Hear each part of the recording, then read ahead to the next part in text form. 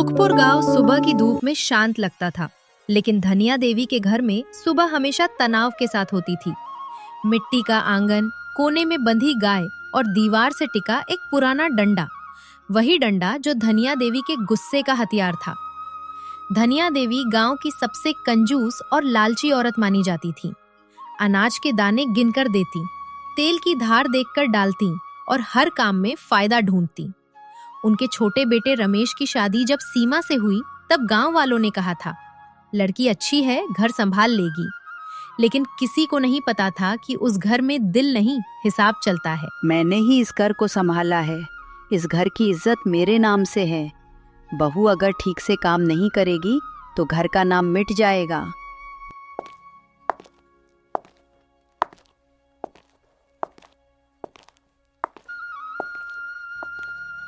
माँ जी, आज क्या बनाऊं खाने में?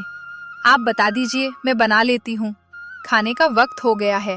जो रोज बनता है वही बनाओ, और हाँ, खाना ज्यादा मत बनाना, बचत करना सीख। आटा दाल कम ही लेना, कुछ भी बचने में नहीं जाना चाहिए। मुझे बेखर्ची बिल्कुल पसंद नहीं है। जी माँ जी, मैं ध्यान रखूंगी, कुछ भी बर्बाद नहीं होने दूंगी और खाना कम ही बनाऊंगी। सीमा खाना बनाने चली जाती है, लेकिन धनिया देवी की आंखों में कुछ और ही बात थी। सीमा ने बड़े प्यार से खाना बनाया और पति और सास को परोसा, लेकिन खाते ही धनिया देवी बोल पड़ी, बहू, ये किस तरह का खाना बनाया है तूने? सब्जी में इतना ज्यादा तेल? तूने तेल की भी बर्बादी की, और मैंने तुझसे कहा था ना, खाना कम ही बनाना। ये इतनी सारी सब्जी बना दी, अब इसको शाम के खान के लिए भी रखना। माँ जी, मुझे माफ कीजिएगा, मैं आगे से ध्यान रखूंगी और ये सब्जी को शाम के खाने के लिए रख दूंगी। आप खाना खा लीजिए। सीमा सास को खाना खाने के लिए मनाती है। दोनों खाना खाने लगते हैं, लेकिन इस बीच पति बलराम सीमा के लिए कुछ नहीं बोला। दोपहर का वक्त था। सीमा घर की सफाई कर रही थी और झाड़ू लगा रही थी। सामने से आती धनिया देवी उसे देखकर कहती है, अरे बहू, कैसी सफाई कर रही है? कई कई जगह तो धूल जमा हुई रखी है, थोड़ा ठीक से सफाई करो। ध्यान ही नहीं है काम पर तुम्हारा। माँ जी, में फिर से लगा देती है।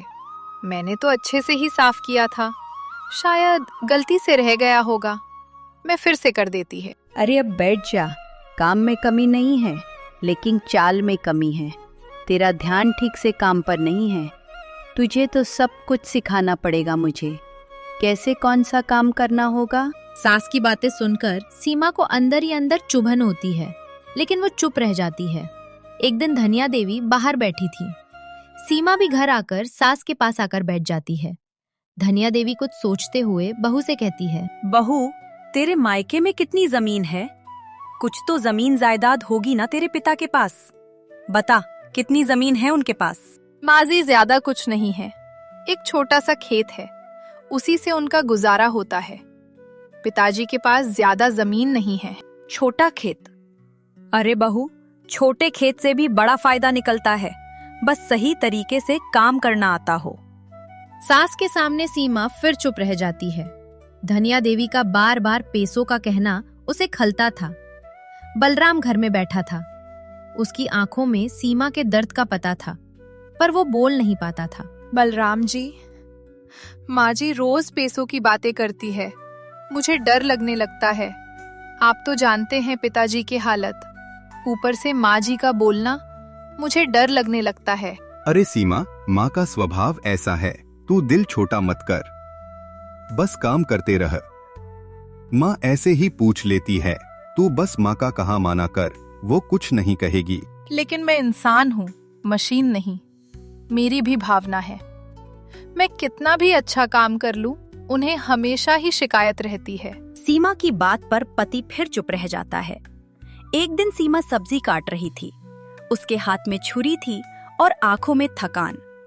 तभी सास वहां आती है और उसे कहती है, इतनी देर क्यों लगा रही है? जल्दी कर, हम लोगों को भूख लग रही है। कितना वक्त लगेगा और तुम्हें? माँ जी, आज सब्जी ज्यादा है, मैं अभी कर लेती हूँ, बस कुछ देर ही तैयार कर दूंगी। आप थोड़ा इंतजार कीजिए, मैं अभी बना कर लाती हूँ। खाने मत बना, काम में देरी करना मतलब घर की इज्जत गिराना। सीमा के हाथ कांपे और छुरी उसकी उंगली पर लग गई। खून बहने लगा, लेकिन धनिया देवी बोलती रही। सीमा ने दर्द सहकर कहा, माँ जी उंगली कट गई, मुझे दर्द हो रहा है, मुझे कुछ वक्त दीजिए। अरे थोड़ा खून है, क्या नाटक कर रही? काम चल रहा है, चल फिर काम कर। और हाँ, खाना जल्दी बन जाना चाहिए। सीमा फिर चुप रहकर दर्द सह गई। अब गांव में गांव के लोग धीरे धीरे बात करने लगे। सीमा बहुत परेशान लगती है, ज्यादा बाहर भी नहीं आती है, किसी से मिलती नहीं। धनिया देवी की सख्ती तो हद से ज्यादा है। घर का मामला है, लेकिन इंसानियत भी जरूरी है। सीमा अपनी सास के आगे चुप रह जाती है, लेकिन धनिया काकी थोड़ा भी रहम नहीं करती। एक दिन धनिया देवी ने कहा, धनिया देवी, तुम्हारे मायके वाले से पैसे मांगो, जितना भी मिले घर में रखेंगे। मैंने सुना है तुम्हारे पिता जमीन बेच रहे हैं, उनसे पैसे लो। माँ जी, वो लोग कर्ज में हैं। कर्ज चुकाने के लिए पिताजी ने जमीन बेची है, वो पैसे नहीं दे सकते हैं। कर्ज तो क्या हुआ, थोड़े पैसे तो वो दे सकते हैं। अरे बेटी, दामाद को तो जितना दो कम होता है। मैं तो हमारे घर के लिए ही कह रही हूँ, मैंने कुछ गलत थोड़ी कहा है। सास की बात पर एक बार फिर सीमा कुछ न बोल सकी। एक रात भारी बारिश हुई, धरती की मिट्टी गीली हो गई। धनिया देवी ने सोचा, खेत की फसल बचानी है, अगर देर हुई तो नुकसान हो जाएगा। वो अकेली खेत की तरफ चली गई। बारिश में पैर फिसला और वो कीचड़ में गिर गई। देवी दर्द से कराहती हुई बोली, मुझे बचाओ, मुझे चोट लगी है। सीमा ने तुरंत सुना और दौड़ी। वो भीग चुकी थी, पर वो दौड़ती रही। सीमा ने धनिया देवी को उठाया, घर ले आई, पानी से साफ किया और दवा लगाई। धनिया देवी दर्द से कराहती हुई बोली, धनिया देवी, तू क्यों आई? मैंने तुझे कितना सताया, फिर भी तू मेरे लिए दौड़ी चली आई। मैंने तो तेरी चोट लगने पर भी तुझे पूछा नहीं बहू। क्योंकि आप मेरी माँ हैं। माँ का काम होता है बच्चों की देखभाल करना, चाहे वो सही हो या गलत, माँ की जिम्मेदारी होती है। धनिया देवी की आंखों में पहली बार शर्म का भाव आया। कुछ दिनों बाद धनिया देवी धीरे धीरे ठीक हुई, लेकिन उसका स्वभाव बदल गया। अब चुपचाप खाना खा लेती बहू से कुछ नहीं कहती। एक दिन वो सीमा के पास आई और उसे बोली, सीमा, मैंने तुम्हें बहुत दुख दिया। मैं लालची थी, मैंने तुम्हें इंसान नहीं समझा। मुझे शर्म आती है, मैंने कितना गलत बर्ताव किया हमेशा। माँ जी, मैं आपसे बदला नहीं चाहती, मैं बस चाहती हूँ कि आप मुझे भी इंसान समझें, मेरी माँ बनकर रहे, मुझे भी प्यार दे, बस इतना ही चाहती हूँ। मैंने तुम्हारी मेहनत देखी है, तुम्हारी आंखों में दर्द है और तुम्हारे दिल में सब्र। मैंने सोचा था कि लालच से घर मजबूत होगा, पर लालच से घर टूटता है। लालच इंसान को अंधा कर देता है और अंधे इंसान को सबसे बड़ा नुकसान खुद को होता है। माँ, आपने गलत किया और मैंने भी गलत किया, क्योंकि मैंने चुप रहकर सीमा को अकेला छोड़ दिया। मैंने कभी उसके लिए आवाज नहीं उठाई, उसका साथ नहीं दिया। मुझे भी माफ करना सीमा। सबका दुख एक साथ खत्म हो सकता है, बस अगर हम दिल से समझें। माँ जी, रिश्ते सिर्फ नाम नहीं होते, रिश्ते वो होते हैं जिनमें समझ, सम्मान और प्यार हो।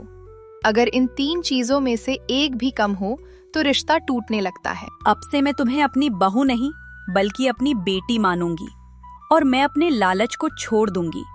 तुम्हें बहुत प्यार और मान सम्मान दूंगी जो तुम्हें मिलना चाहिए। तुम्हारी सेवा ने मेरी आंखें खोल दी, मुझ जैसी लालची औरत को सही रास्ते पर लाई हो। धनिया देवी और सीमा के बीच सब ठीक हो चुका था।